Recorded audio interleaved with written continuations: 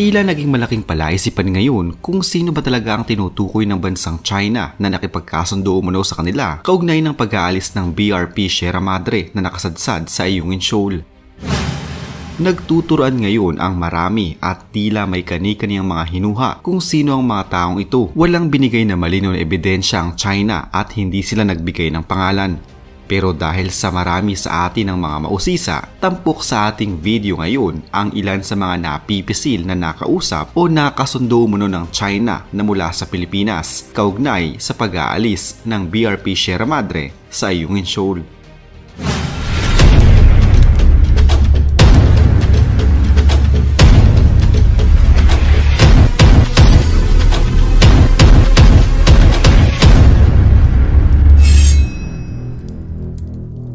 Isang paalala, ang video na ito ay ayon lamang sa aking sariling pananaliksik. Hindi ko nais na pilitin ang sino man na maniwala sa videong inyong matutunghayan. Kung hindi kayo kumbinsido sa mga impormasyon at taliwas ang inyong paniniwala sa kaalamang aking ilalahad, maaari kayong gumawa ng sarili ninyong pagsisiyasat para sa inyong kakontentuhan. Ang videong ito ay gabay lamang sa mas malalim na kaalaman at pag-intindi at hindi gawa ng isang profesional. Naniniwala ako na malaya tayong magbigay ng opinyon at suhestyon bilang malayang mamamayan ng Pilipinas. Maraming salamat po.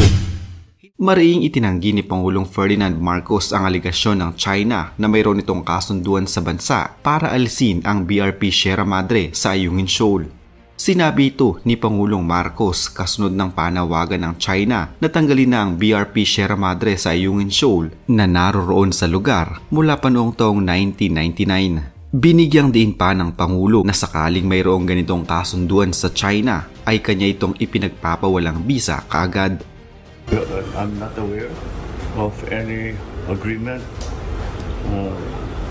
that the Philippines should remove from its own territory its own ship, the BSP Sierra Madre, from the Ayungin Shoal. And let me go further. If there does exist such an agreement, I rescind that agreement as of now. Nagkaroon ng palaisipan na si dating Pangulong Gloria Macapagal-Arroyo ang nakipagkasundo sa China kaugnay ng pag-aalis ng barko sa Ayungin Shoal. Dahil dito, naglabas ng saloobin si dating Presidente at ngayon Deputy Speaker Gloria Macapagal-Arroyo patungkol sa issue sa BRP Sierra Madre na iginigit ng China na ipinangako ng Pilipinas na aalisin ito sa Ayungin Shoal.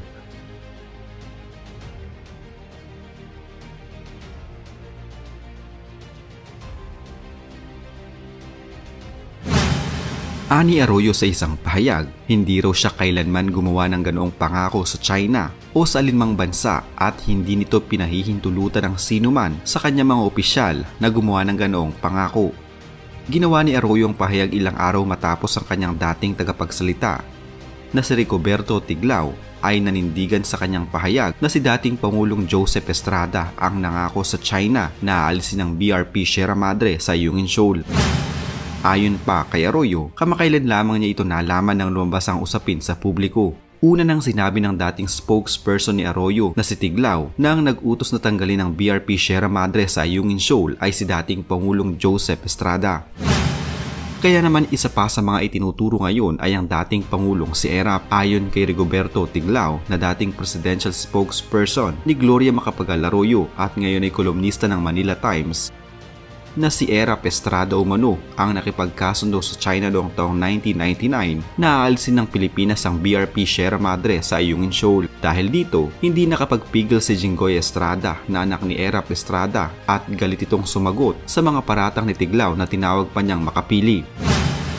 Sa isang privilege speech, sinabi ni Estrada na kilala si Tiglao sa pagpapakalat ng mga fake news. Ayon kay Estrada, hindi niya lubos maisip kung bakit kailangang magpakalat ng ganitong kasinungalingan kung kailan paulit-ulit ang pambubuli sa atin ng bansang itinuturing nating kaibigan, maliban na lamang kung isa siyang makapili o traidor ng bayan.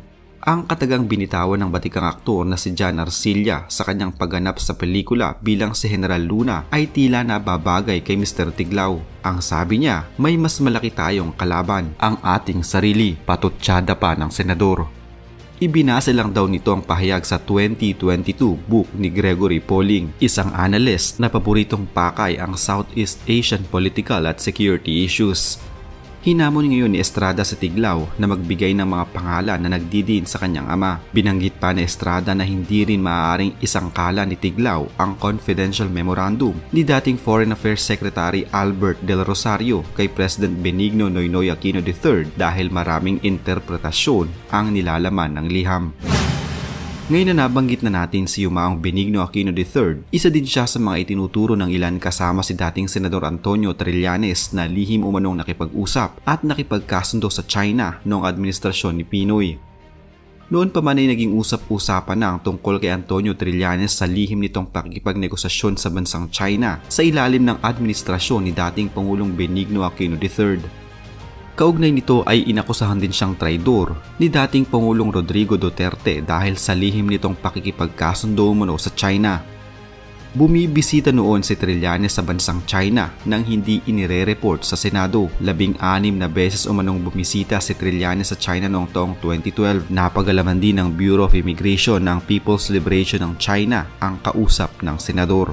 Tanong noon ni Duterte kay Trillanes kung bakit hindi ito inire-report sa Senado kung ano ang nagiging mga sadya niya sa China. Dati nang kinastigo ni nooy dating Senate President Juan Ponce Enriquez si Trillanes dahil sa palihim na negosasyon sa China kaugnay ng issue ng agawan ng teritoryo sa West Philippine Sea sa kabila ng basbas umano ng palasyo ng Malacanang. Sa kabila nito, maaalalang ipinagtanggol noon ni Pinoy si Antonio Trillanes kaugnay sa isinasagawa niyang back-channel negotiation sa China. Marapat lamang umanong purihin si Trillanes na nagsisilbing middleman sa pagitan ng China at Pilipinas tungkol sa pinag-aagawang mga teritoryo. Kumaunti din umano ang mga barko ng China na nagpapalutang-lutang sa nasabing lugar mula nang makipagnegosasyon si Trillanes sa China, pero marami ang nagsasabi na hindi naging malinaw ang papel ni Trillanes sa naturang negosasyon at nakakakuha umano siya ng suporta mula sa nooy dating Pangulo na si Benigno Aquino III. May mga nagsasabi pa umano noon na magkasabwat ang dalawa. Dahil sa napag-uusapan din si dating Pangulong Rodrigo Duterte, isa din siyang tinitignang nakipagkasundo umano sa China kaugnay ng kontrobersyal na barko. Nagkaroon umano noon ng kontrobersyal na pakikipagpulong si Duterte kay Xi Jinping, ang Pangulo ng China noong taong 2019. Ipinangako umano ni Duterte na hahayaan niya ang China na itayo ang mga base militar ng China sa mga kontrobersyal na isla sa West Philippine Sea at malayang masasakop ng mga sasakyang pandagat ng China ang ilang bahagi ng WPS at hindi siya aalma. Ang pagkakamali ng China ay hindi nila inilagay sa kasulatan ang napagkasunduan. Alam din umano ni Pangulong Ferdinand Marcos Jr. ang tungkol sa kasunduang ito sa pagitan ni Duterte at ng bansang China. Subalit hindi nito tahasang pinangalanan pero sinabi niya na ipinapawalang bisa niya iyon. Sinabi ni National Security Council Assistant Director Jonathan Malaya na kailanman ay hindi nila aalisin ang BRP Sierra Madre sa Ayungin Shoal. Sinigundahan nito ni West Philippine Sea Commodore J. Tariela na saganang kanyang nalalamay walang sinasabi ang national government natin na gawin ito. Ang direktiba ni Pangulong Marcos Jr. ay huwag itong pababayaan sapagkat simbolo ito ng ating sovereign rights.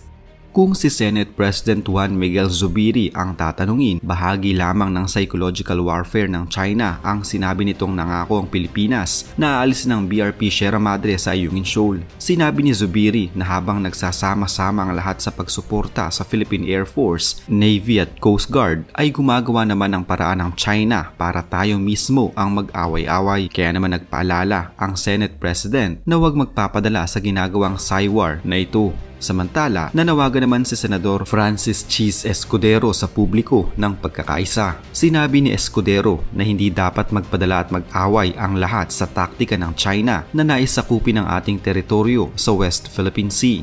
Aniya, dapat tapusin na ang usapin sa issue kung sino ang Pangulo na sinasabing nangako na aalisin ng BRP Sierra Madre sa Ayungin Shoal. Dagdag pa ng senador, mismong si Pangulong Ferdinand Marcos na ang nagsabi na mananatili ang ating barko sa Ayungin Shoal. Ang aking nakalap na impormasyon ay batay lamang sa aking sariling pagsisiyasat. Hindi ko pinipilit ang sino man na maniwala. Kung nais nyo ng mas malalim pang paliwanag ay maaari kayong gumawa ng sarili nyong pagsisiyasat. Pero kung ikaw ang tatanungin, Paps, sino sa tingin nyo ang misteryosong taong nakausap at nakipagkasundo sa China noon? Huwag kalimutang mag-iwan ng inyong matalino at mapanuring opinyon o komento sa comment section sa ibaba ng video ito. Salamat po!